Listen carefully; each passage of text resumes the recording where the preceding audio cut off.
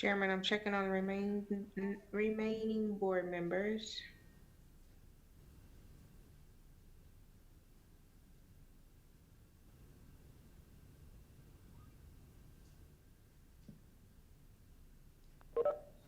Mr. Buxton, can you hear me loud and clear, sir? I can. Can you hear me? Yes, sir. Thank you very much. Thank you, Ms. Townsend Smith. Mr. Ford, can you hear me? Yes, ma'am. Can you hear me?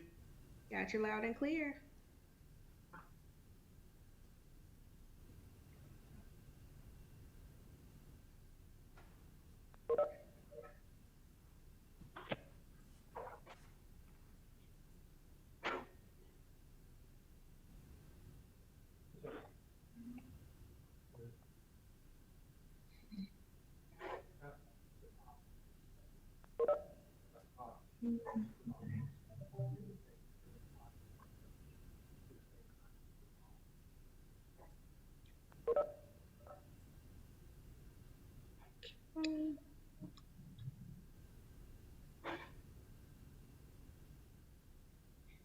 The 828 number, who is that, please?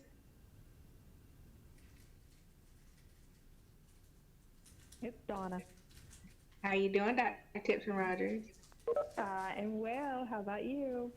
Pretty good. Good.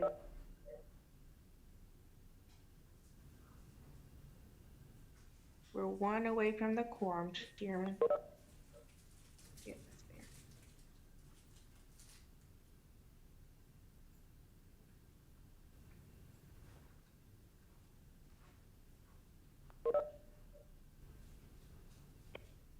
Good morning, good afternoon, Mr.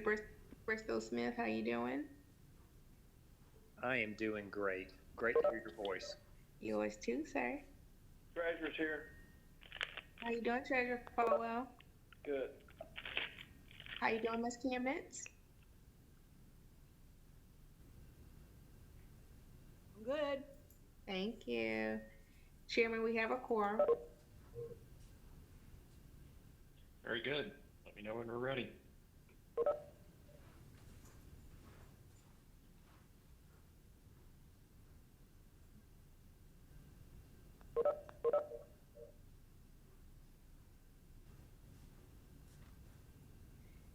All right, just a reminder, everyone, please mute yourself. We are about to go live with streaming.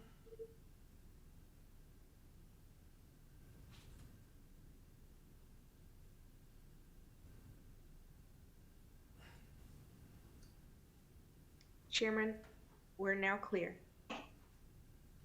Very good. Good afternoon, ladies and gentlemen, and welcome to this June 30th, 2020 meeting of the North Carolina State Board of Education. I'm Eric Davis, Chair of the Board, and I call this meeting to order. Note for all listening that a quorum is 7 members, which was confirmed prior to the start of this meeting. I now ask for a motion to approve the June 30th, 2020 agenda. Is there a motion? So moved. Ms. Chemnitz? Motion by Ms. Camnitz. Is there a second? Second, Donna Tipton Rogers. Second by Dr. Tipton Rogers. Dr. Townsend Smith, will you call the roll to capture the vote? Yes, sir. Mr. Buxton? Yes. Ms. Chemnitz? Yes. Mr. Keenan?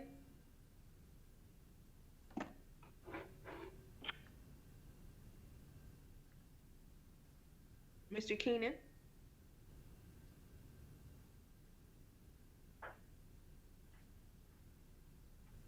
Dr. Tipton Rogers? Yes. Ms. White?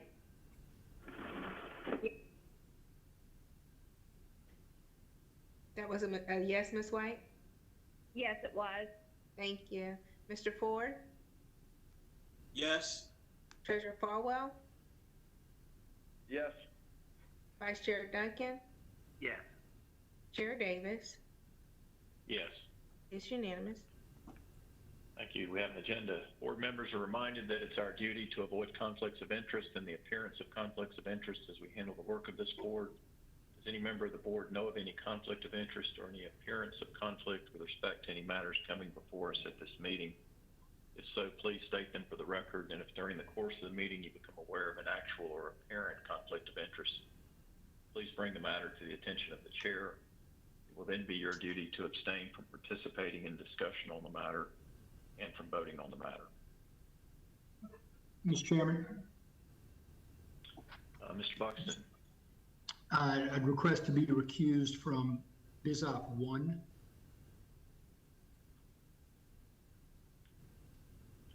so noted. The record will reflect that Mr. Buxton is recused from BizOp 1 on our agenda today. Thank you.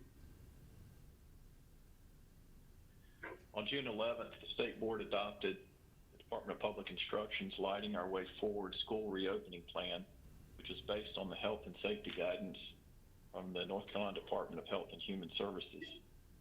The adoption of this plan provides consistent standards and expectations to prepare for the return of our students to school in the 2020-2021 school year.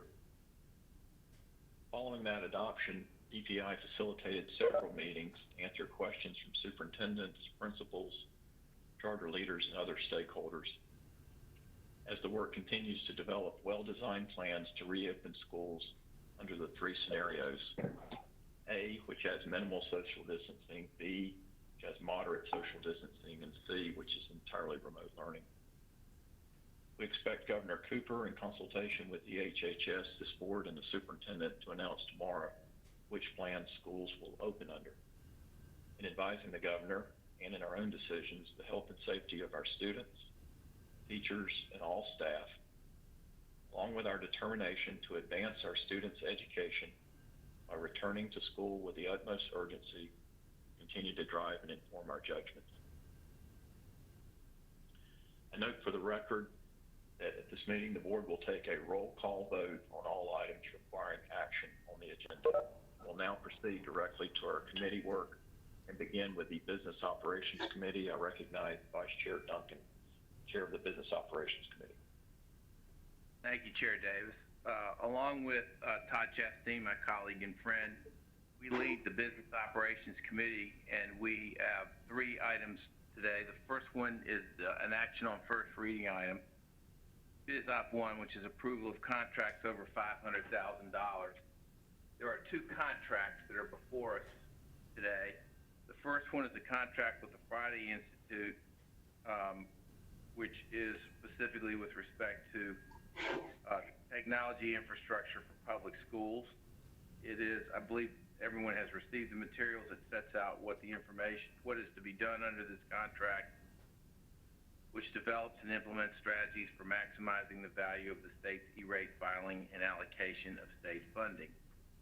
The second contract is the ECATS contract pursuant to federal legislation, particularly the Individuals with Disabilities Education Act, IDEA, and its amendments. There's a requirement that states provide a free and appropriate public education to students with disabilities, and that be appropriately tracked and documented.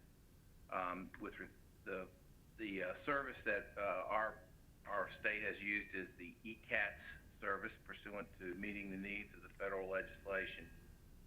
This particular contract is an extension to the existing contract in order to continue to provide maintenance, support, and services of the system. The term is for 2 years, July 1, starting tomorrow, 2020, through June 30, 2022, with an optional additional extension. The not to exceed amount for this contract amendment is $10,734,736. Do we have any questions or comments about either of these contracts that are before you today on first read for your decision?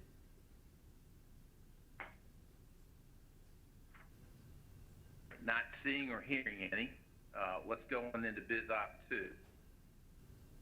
The much delayed BizOp 2, which is we've attempted to get to twice and have not made it, but today we're going to, which is a discussion item, and it's for local school administrative unit teacher compensation models and advanced teaching roles grantees for funding approval. This is a program out for our local school administrative units to review and to apply for a grant. We've had 13 applicants for the grant. There's $1 million appropriated by the legislature for this award, and the funds are to be selected or to be distributed to the local school administrative unions that are selected as pilot districts. Tom Tomlin is here to provide us with additional information about this and to show some information to us with respect to the potential grantees and the selection process. Dr. Emery and Dr. Cyborg, I believe, are also present. So please, whichever is to start us off, please take it away from here. Good afternoon. Thank you, Vice Chair Duncan. And good afternoon, board members. The presentation that I've given for this item is pretty lengthy, and that is to recognize the fact that some board members have not yet been through this RFP process for the Advanced Teaching Roles and Compensation pilot program. So that information is there for your edification, and if there's anything that I can do to answer your questions or help you understand it, I'm happy to do so. Just reach out to me. But I'd like to begin the discussion today on slide 15, which lists the 13 possible grantees. We had 13 applications for this, and unlike previous RFPs for this grant, we were not restricted to a certain size or ADM of the district in order to make the awards. So all districts, regardless of their size, were competing equally for the grant funds. And so, next slide. So here we show you the breakdown of the 13 LEAs.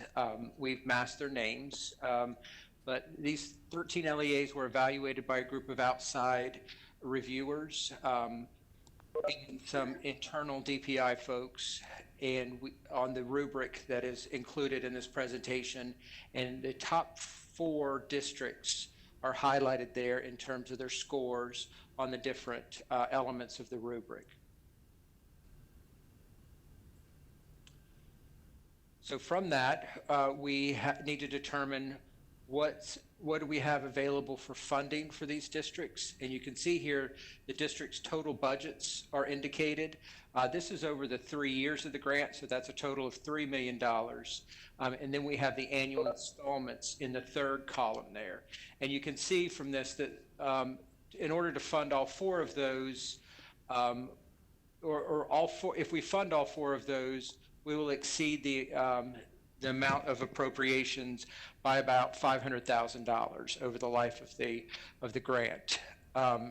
Given that's the case, we had to come up with some options for funding these 4, or the top proposals, and that's what I'm going to walk you through today, is how we arrived at those funding models. Before we move on from that, I do want to point out the estimated number of students served by each of these proposals, and the dollar amount, that's the per pupil expenditure for the grant, and that's going to come into the conversation later.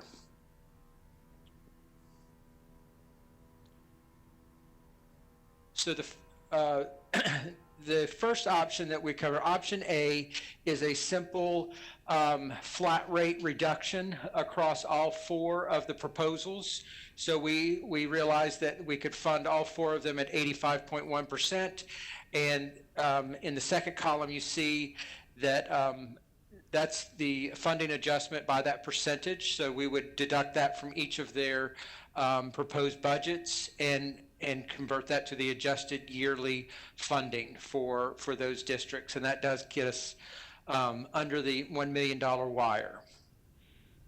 As we looked at these, though, we realized, and I'll go back to the, for option B, if we think about this as the number of students served, so what we did was we took the relative size of their per pupil expenditure for each of these budgets. And you could see proposal 3 had the lowest per pupil expenditure, so we benchmarked on that one. And then these other numbers are the relative size of the PPE compared to that base, to proposal 3. So you can see from this that proposal 4 spends about 3 times as much per student from their grant on the in the proposal in their budget than proposal 3. So why this is important is this gives you a sense of if proposal 3 is serving a large number of students at such a low cost, there's probably a lot less room for trimming their budget than it would be for somebody, for say proposal 4 that's serving fewer students but at a much higher rate. And so we wanted to, that's the tension we're working with here, is the flat rate percentage hits the larger proposals harder. It's a larger amount of money. And when you look at the PPE, then the less efficient cost-wise proposal takes the bigger hit. So in an effort to kind of split the difference on this, we proposed option C, which in the next slide, you will see, go to the next slide. There we go. Option C, we have averaged the reduction from A and B to kind of smooth off the ends, as it were, so no one gets too big of an extreme of a hit.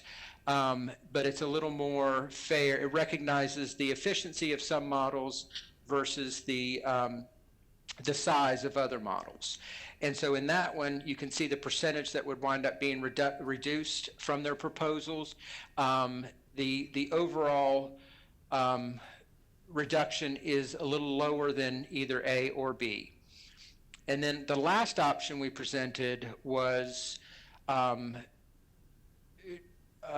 we realized that if we eliminated the 4th LEA, the one that received the lowest of all 4 of these on the rubric, that we could fund the other 3 proposals at almost their entire requested budget, 99.1%. And so those would be very small reductions. And those are the 4 models that we have laid out for the board to consider in funding these proposals. And I'm happy to answer any questions that you might have.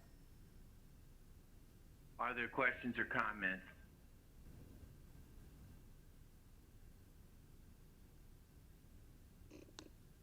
So let me just, for clarity for the board, your recommendation from your study on this is that the board adopt option C. Is that what I gather from your comment?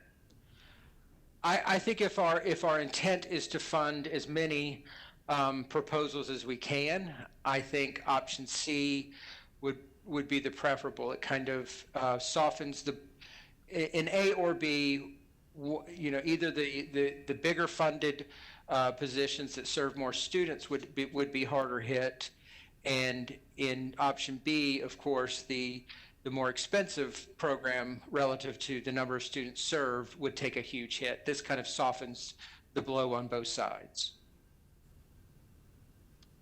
Mr. Duncan, if I may. Please.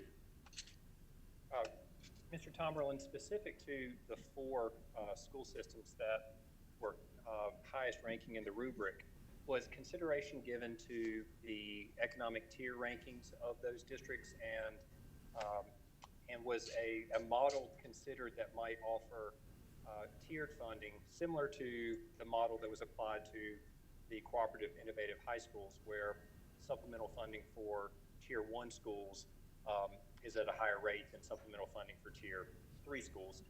Just trying to take into consideration from an equity lens the ability of those specific schools ranging from tier 1 to tier 3 counties to shoulder some part of the funding burden for the Advanced Teaching Roles project. The short answer to your question is no, but I would go back to the previous selection of advanced teaching roles. those were largely given to small districts, and most of those were rural. Most of those were in the eastern part of the state. The way that this operates is there are technical assistance folks that will help the districts write these grants and implement the grants. Of course, they're being worked into the grant themselves, but we don't feel that in this process that those districts are disadvantaged because they don't have capacity, because there are groups out there that work to pick up or to assist them with their capacity issues. But the funding itself is not differentially weighted by tier, economic tier. Excuse me. Are there other questions and comments? Mr. Duncan, I'd like to make a follow-up comment, if that's okay. Yes, you may, sure. So, Mr. Tomlin, thank you for your explanation of these additional funding that these schools receive from outside partners. I think that's fantastic to know that. I'm sorry, Mr. Bristol Smith, I didn't mean to imply that they get funding from those organizations. There are technical assistance organizations that will assist them. They do that at no charge unless, but they're written into the grant if the grant is awarded to that district. I see. Okay, thank you. Yeah. One of the things I noticed about the 13 schools and the overall rubric that you all applied to that was that there was relative strength in those top 4 candidates, but also relative strength in the subsequent 5 candidates after that, districts 5 through 9 on the rubric. It seemed to be a real drop-off in the evaluation of the last 3 candidates that were in the 60s. But really, those top candidates, candidates 1 through 9, seemed like relatively strong applications. And from what I understand, the applications for the advanced teaching roles grants have gotten better and better every year. As somebody who works in Edgecombe County, which has received the benefits of 3 years of advanced teaching roles, I can speak firsthand to the really transformative power of this project. And I wonder, first off, I'd say, let's please, whichever model we select, let's fund 4 and not 3 of these districts. I think that has to be said up front. But secondly, do you anticipate that there might be, from other partners other than this funding source, the opportunity to provide some supports to those other 5 schools whose rankings are in the 70s, not in the 80s, but who are probably fairly well positioned to roll out an advanced teaching roles project? It's just such a transformative initiative, and I would hate for it to be scaled out to only 4 districts every single year. At that rate, we are limiting the impact across North Carolina and all the schools and kids that would benefit from that. That may be a larger question, Mr. Tomlin, not just for you, but maybe for other consideration by the board or even other folks listening to the call. So I don't want to put Mr. Buxton on the spot, but I think he's had some thoughts about that as well, about funding, creating a funding stream to support all districts that can put together a plan that would meet a certain criteria on this rubric rather than having a competitive RFP process. But I'll defer to him to speak more to that if that's his decision. I think you've probably explained the entirety of my thinking on that. I'll let it stay there, except to say I do think it would be nice to figure out a way to provide resources to districts who could meet criteria and then implement their own versions of advanced teaching roles rather than having a competitive dynamic, if we think in fact it is the right approach for them. And I think some of that is starting to play out in the Leandro conversations that are happening. But I'll leave it at that. I do have one question, Mr. Chairman, if I could ask that. Please. I wanted Tom, or Mr. Tom wanted to evaluate between options C and D. and make sure with option C and the 31% reduction to the original request, that we weren't handicapping that district to such a level that we might as well not fund them, because their prospect for success was going to be significantly reduced by cutting their request by a third. And if that were the case, then the option D begins to become a preferable option. But if you feel like at 2/3 of the request, they still have a significant body of resources to do the work, and they'd probably rather have that than not, then option C makes sense. So any observations on that would help. So that is a great question. And my staff is currently reaching out to all the proposals that we received. One, to ensure that would a plan B or C for opening schools have impact on their ability to implement their proposal? That's information I think the board needs, and we will bring that to the board at the regularly scheduled meeting. But for this one in place, for this one, for proposal 4, we can certainly ask the additional question, if you had a 31% reduction, could you implement the model? And we will get that answer for you for the next board meeting. I think that's a critical piece. I don't want to assume just because the PPE was higher, economy of scale could be an issue here, because it's more expensive to do this with a smaller number of students than it would be for, a greater number. You're not leveraging those economies of scale with the smaller number of students. So we can have a conversation with that proposed, the LEA that proposed number 4, and see where they stand in their position on that. Great, thank you. So Sure. that is an excellent question. Maybe it's the right place for us to conclude our discussion today, so that when we come back next week, when this item will be up for a vote as opposed to today, for our discussion, you can perhaps, Dr. Tomlin, start presentation at that point by, after reminding us of the process very quickly, to give us a report on what's been discovered about the feasibility of everyone being able to do it under option C, as opposed to whether we need to go to option D, because it would diminish the ability for districts to actually complete the project properly under option C. Sure. So unless there's any other questions, and there may be, and please indicate if you have one, we'll go on to biz op number 3, another discussion item.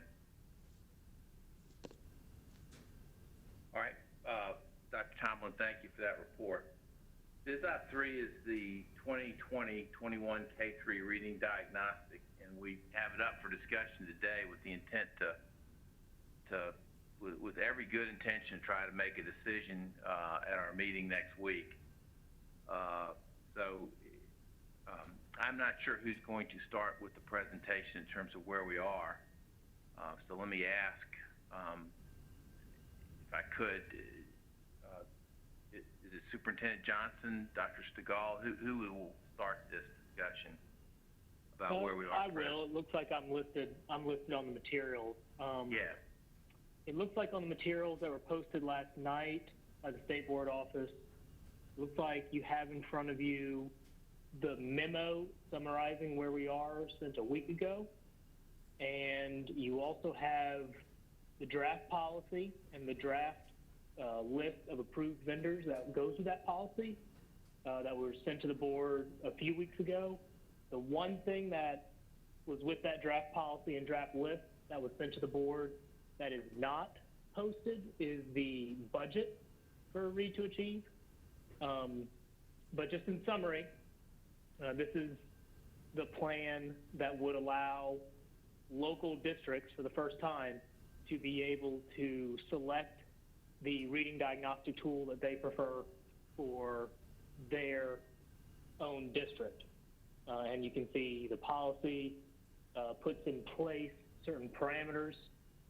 It will have been a diagnostic that is already been approved by the state board in some form or fashion, so that helps make sure that we have the valid and reliable diagnostic box checked.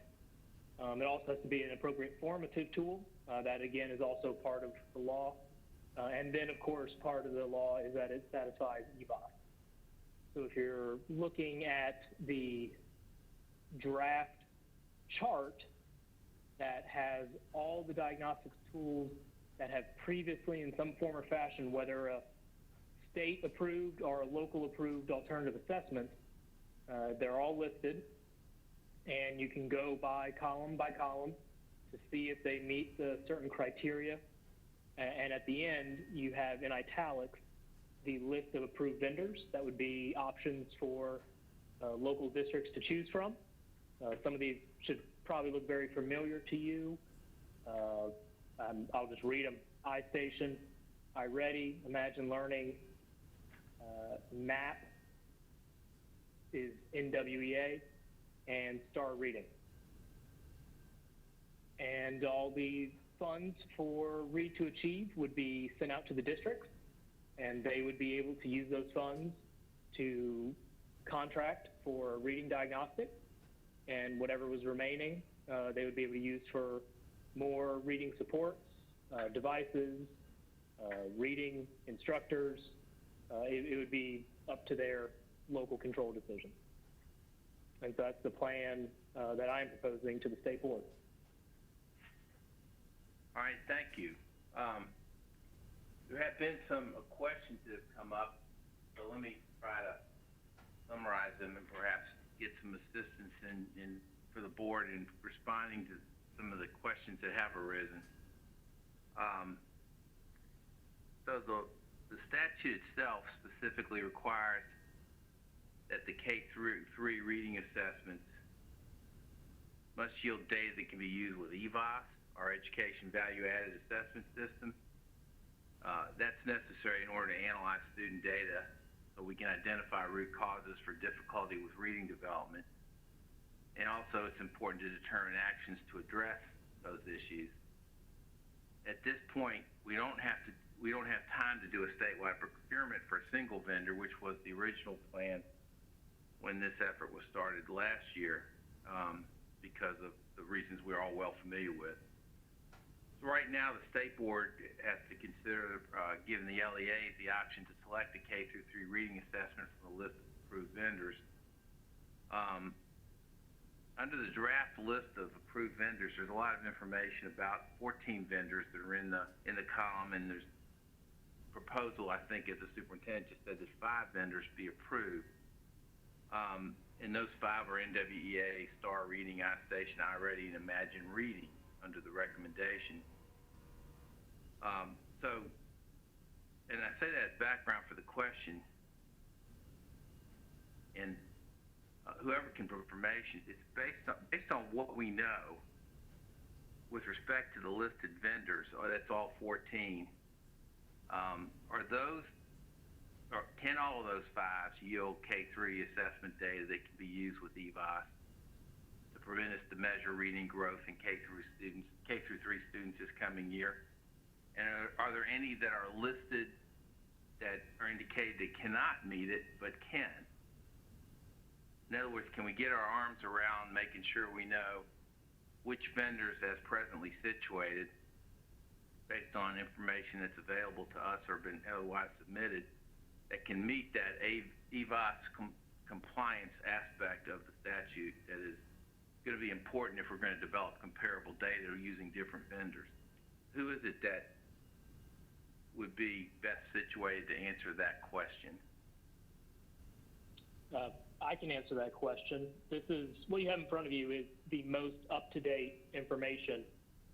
One reason that some of these vendors on this list of 14 do not meet that requirement is before you even get to EVOS, you have to ask, are they appropriate for kindergarten, first grade, and second grade in addition to third grade?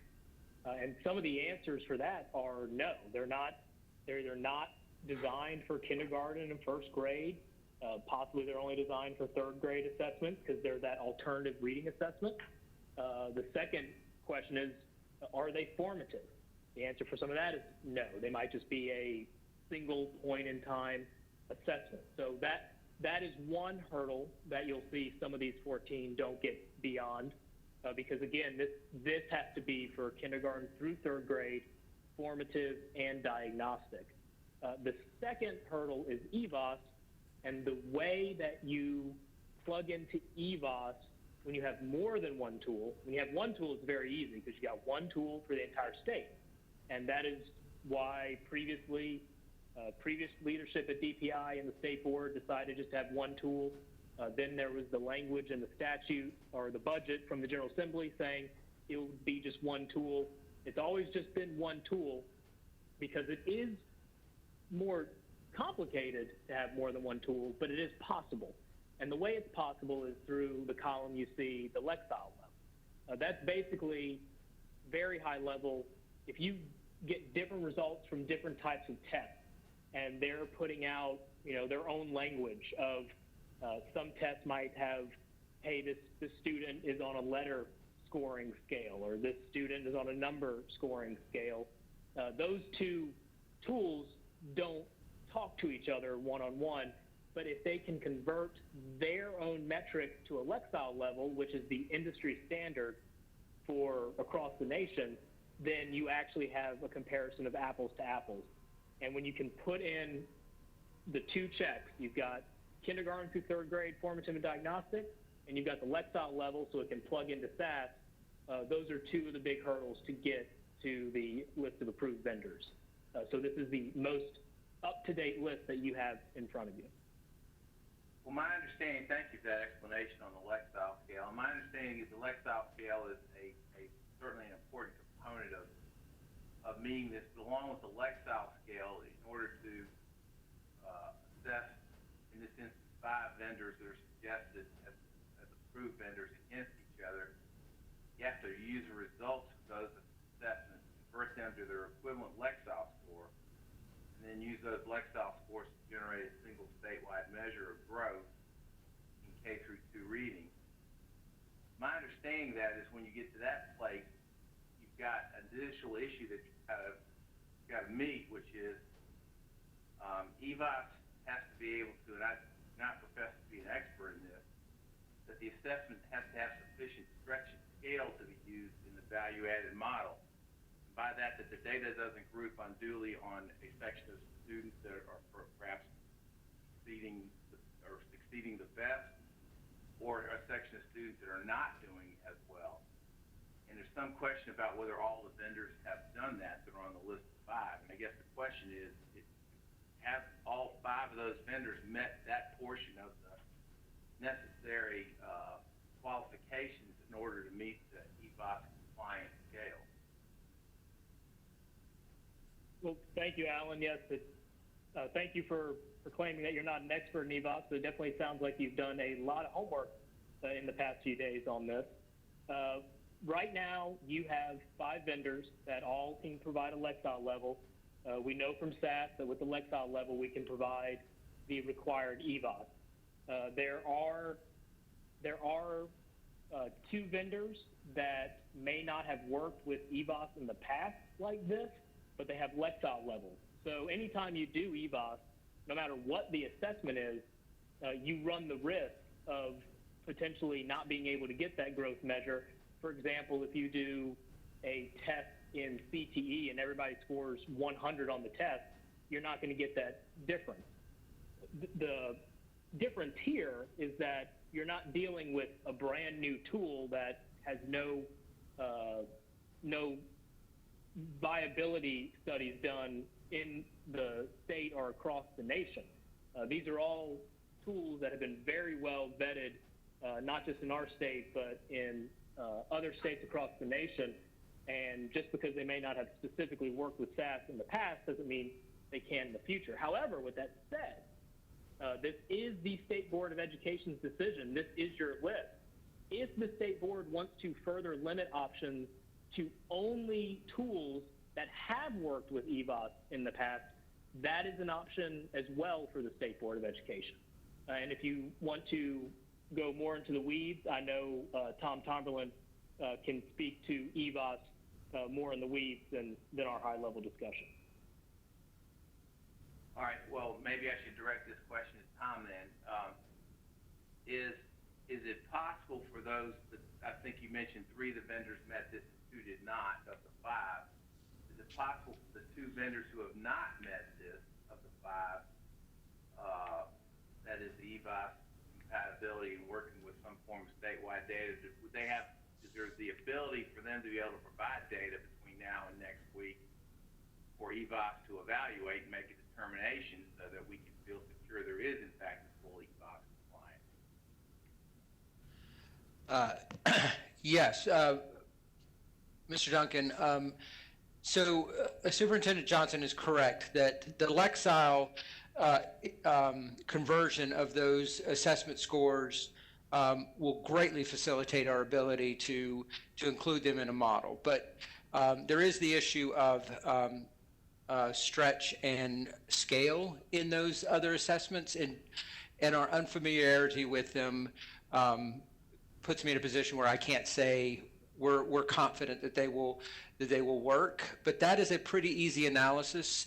I would commit to working with those 2 vendors to get some data of sufficient size and diversity to EVOS to do that preliminary stretch and scale analysis and then report back on our findings of that. But I mean, if these are, I don't know these vendors very well. But if they're currently operating in other states, I mean, that's a really good sign that they could participate. And I wouldn't anticipate any issues with that. All right, well, so. And they're also providing services in North Carolina as well. I mean, they were approved by the State Board of Education. I know it's a different issue on EVOS, but again, just to summarize, if this is a concern for the State Board, you can further limit the options. We're trying to give districts as many options as possible in order for them to be able to choose what reading diagnostic they would like to use. Well, we certainly appreciate that fact. We're also, as you are, I'm sure, focused on making sure that we're compliant with the EVOS compatibility that's built into part of this evaluation. So it sounds like, if I heard it right, Dr. Tomlin, that there could be some work done between now and this week before it comes back to the board for the purpose of determining whether these 2 vendors in fact meet that standard, so that we can all have the comfort level that we really will have vendors out there that would be in a place where they would be compatible. There would be a way to find comparability, if you will, with EVOS data submission. Is that a reasonable timeline? I know it's a very quick timeline, but it is a quick timeline. I think at the least, we could report back in the regular board meeting that we have secured those data and handed them off to EVOS, and that analysis will be forthcoming. I would look to Dr. Stegall to say whether he can connect me with those vendors in the next couple of days. I'm not sure who those who has the contact information for those vendors. This is David. I don't have them. We can certainly get any contact information, but I can work with you offline to get you in touch with them. I'll work with the Read to Achieve team to get the details. all right, very good. We appreciate the coordination and teamwork on doing that. Are there any other vendors who in fact meet the EVOS compatibility standards and also meet K through 2 standards that were mentioned by the superintendent in his overall recommendations to us that are not included in these 5? Mr. Vice Chair, this is David Stegall once again. I can't confirm any of that. We were notified from one of the vendors. I have not even had a chance to talk to senior leadership about it. One of the vendors contests that they do have the meet EVOS and do meet the K2 part. And I think Tanya Parrish is on the line that can speak to that particular vendor about the K2 alignment. And then Tom can speak to the EVOS piece. The company's called Lexia. I don't know anything about them other than the email we received. They contest that they meet all the criteria. We haven't confirmed, but it was brought to our attention today. And they believe they were left. If Tanya's available, she could speak. It looks like our chart says they don't meet the K2, but I'll defer to Tanya. Good afternoon. This is Tanya Parrish. So our team was tasked with looking at each of the assessments from the state-approved alternative assessment list for the last 3 years, and we were asked to respond yes or no to a series of questions. And so the information that we provided came from the vendor's website. We do not have access to more detailed information, and we did not directly contact vendors as it may interfere with rules of procurement, and we just wanted to make sure that we were following all processes. But the information based on Lexia's website indicated that they did offer a K2 assessment, that they did offer a 4th grade assessment, that they provided, they covered phonemic awareness, phonics, vocabulary, oral language, and comprehension. So based on their website, they did provide that information. So let me make sure I understood that time. So based on the website information, they did show compatibility with EVOS or compliance with Now, EVOS? I cannot speak to EVOS. Our team was not tasked with that process. We were only tasked to find out if they offered K2 assessments, if they offered a 4th grade assessment, if the assessment covered all 5 domains of reading, and if they provided an online platform. That's the only thing that we researched online through their website. And did they meet those criteria? According to the website, yes, they did. Okay.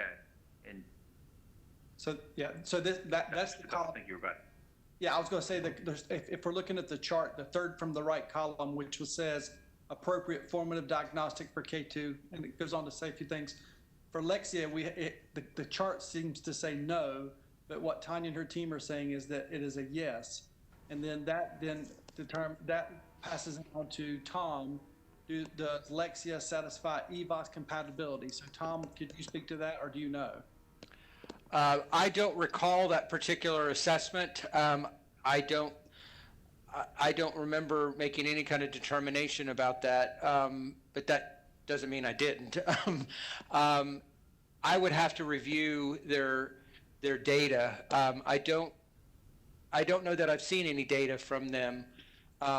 So they could certainly be in one of these vendors we contacted to say, hey, can you get us some data so we can determine whether you would work with EVOS.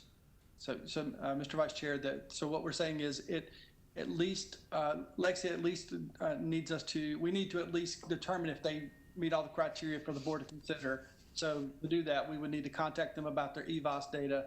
If they do meet that requirement, then they would have all the components necessary to be on the list to be considered. That would make them a possible 6th company to be considered. That certainly doesn't mean you have to choose them, but we need to confirm those 2 pieces in. Well, at least we need to confirm EVOS. And the rest of it seems to be they meet the standard.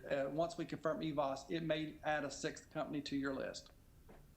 All right, so that is something you will also follow up on over the course of the time between now and when we meet on this next Thursday?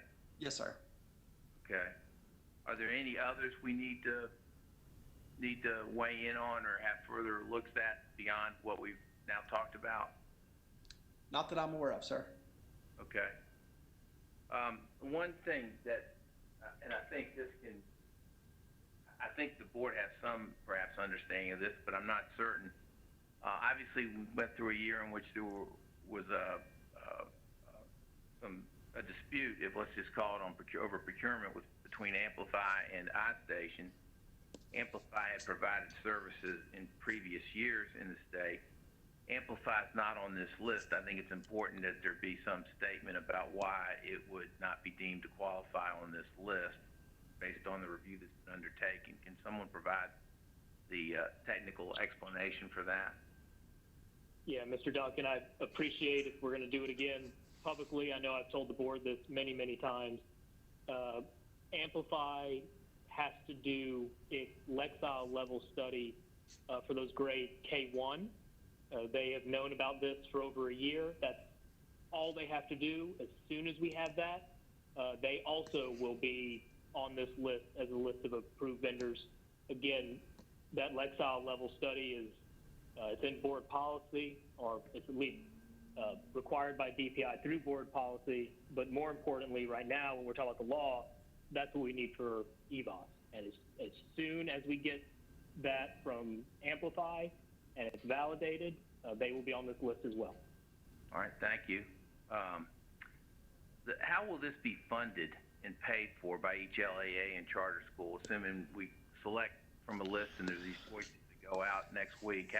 What will be the process of how the funding for payment will occur? Well, maybe those are two separate. How will be funded? No, I and appreciate. then how will be paid I appreciate that. I appreciate we're having a public discussion.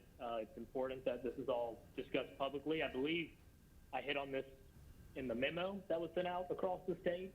The allotment for the Read to Achieve funds would go out to local districts.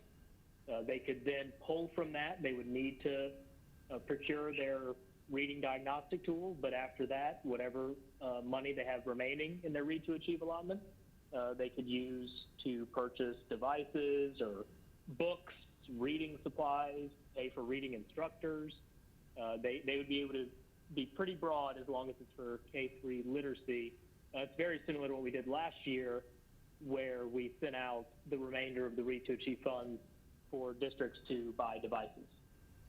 Would the allotment that would be divided up to, among our various LEAs and charter schools around the state, would it be consistent with the contract size that had been in place for the iStation contract for the previous year? Or was that the allotment type range? It would be the Read to Achieve funds. So it would be ultimate local control with these funds. The money would go out to the districts. If they want to pay for one of the higher priced vendors, because they believe that's right for their district, they could. If they come in with one of the better value vendors, they could pay that amount and then use whatever they save to buy other materials and supplies. All right. And that is on the document that's not posted on eBoard. I think it's about $38 per ADM. So, in terms of the funding, is the policy for funding retroactive to June 1st, or will it start on July 1, the new fiscal year? I would imagine it would start in the new fiscal year, but we have to confirm with DPI staff. Okay. Well, that's something, again, if you could bring back to us next week when we consider it, just so we have that clear. And I've taken up a lot of time asking some questions. Thank you all for your patience in answering them, and for other board members who have questions, please, or comments, let me please open the floor.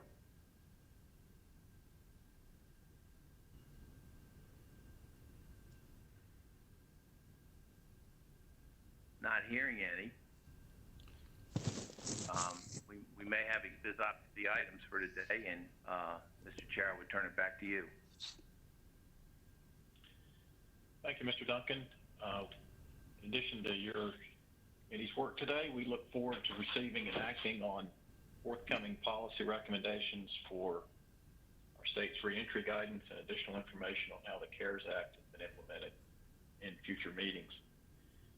One item of new business is a bit of good news to share. I'm pleased to report that the joint report in the case of Hope County Board of Education versus State was filed on June 15th.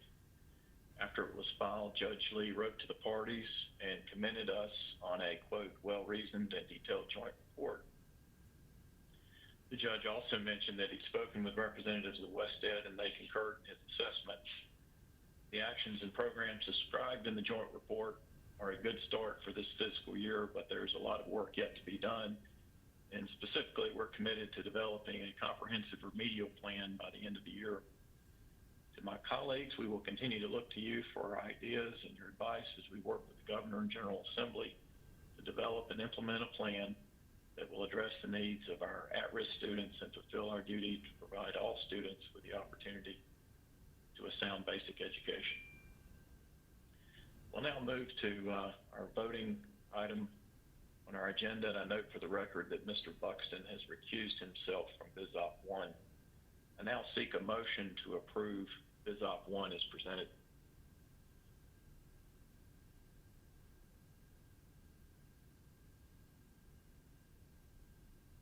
So moved. Ms. Kamnitz? Motion by Ms. Kamnitz. Is there a second?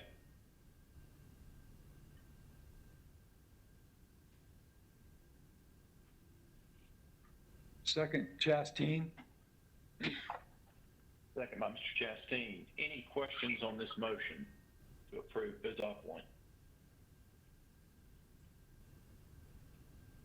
Hearing none, Dr. Townsend Smith, will you call the roll to capture the vote? Yes, sir. Ms. Kamnitz? Yes. Mr. Keenan? Yes. Dr. Tipton Rogers? Yes. Ms. White? Yes. Mr. Chastain? Yes. Mr. Ford?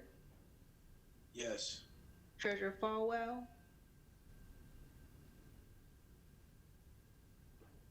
Treasurer Falwell? Vice Chair Duncan? Yes. Chair Davis? Yes. It's unanimous. Okay, motion carries. Thank you. Board members, advisors, and staff, we thank you for your attention and participation today. I now ask for a motion to go into closed session and note for the audience and online listeners that following closed session, the June 30th, 2020 meeting will adjourn immediately. Mr. Duncan?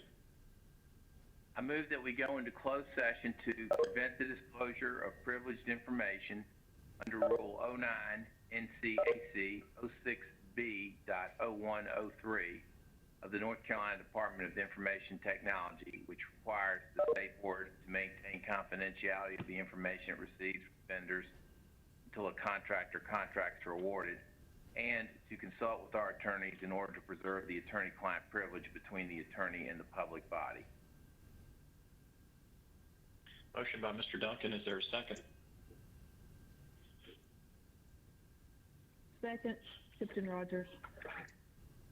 Second by Dr. Tipton Rogers. Dr. Townsend Smith, will you call the roll to capture the vote? Yes, sir. Mr. Buxton? Yes. Ms. Kamnitz? Ms. Kamnitz? Yes. Mr. Keenan? Yes. Dr. Tipton Rogers? Yes. Ms. White? Yes. Mr. Chastain? Yes. Mr. Ford? Yes. Treasurer Falwell? Vice Chair Duncan? Yes. Chair Davis? Yes. It's unanimous. Okay, the motion carries. If I could ask my colleagues to remain on the line while we clear the line, we'll move immediately into closed session. Dr. Townsend Smith, let us know when we're ready. Yes, sir.